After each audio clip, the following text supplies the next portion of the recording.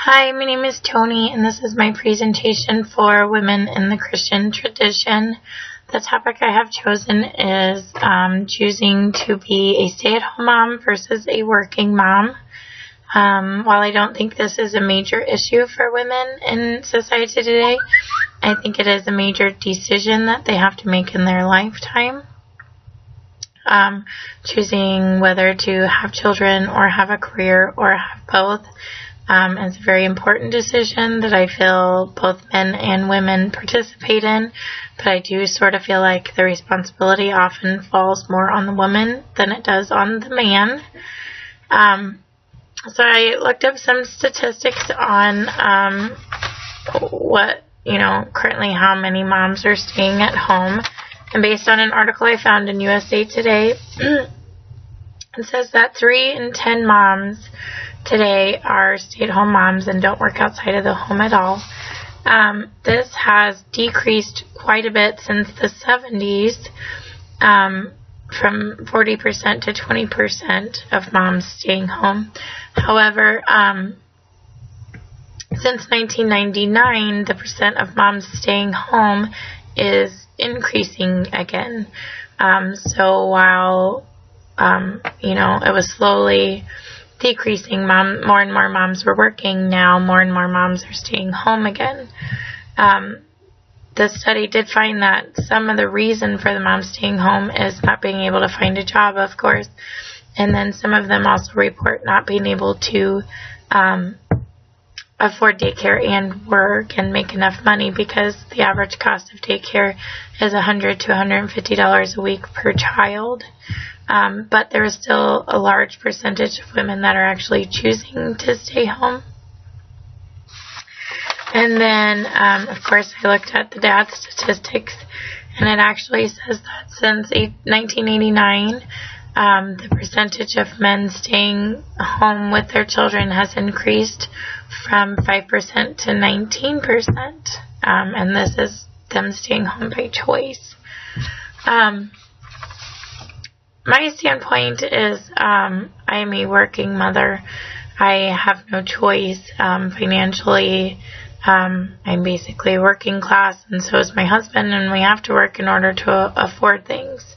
And I also feel that it's a little bit stressful as a woman to try to work full-time and take care of the home. I think a lot of the nurturing still falls on the woman.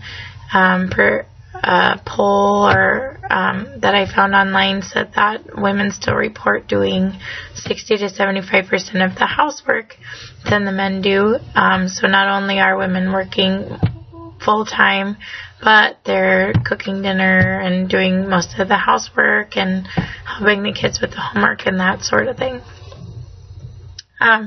So what I wanted to find out was what was better for the kids, because I often feel sad that I have to go to work, and sometimes I can't make it to one of my kids'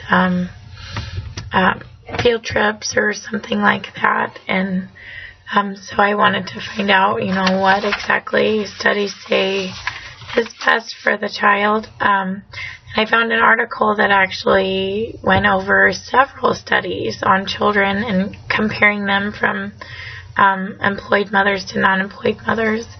And based on this article that went over all these studies, daughters of working moms were actually found to have higher academic achievement and workforce success than that of non-working mothers. Based on the different studies, it did find that some studies found that sons of working mothers had lower academic success, and some studies found that there was no difference between the sons of working moms and non-working moms. That I find interesting because I have boys, and they tell me all the time they wish I would just stay home. Part of that, I think, is the whole nurturing thing. Girls can clean for themselves and cook for themselves, and my boys would much rather have me home and do it for them. So the thing that would help women the most for this situation to change in society is for the involvement of men. I think the father's role is just as important as the woman's role in raising children. I also think that their perception of housework as being just for women, or demasculine or something like that, I don't think that's true. I think, it's a lot of work to clean the house, and it's just as, it doesn't make a man any less of a man to participate in washing dishes or helping children with homework.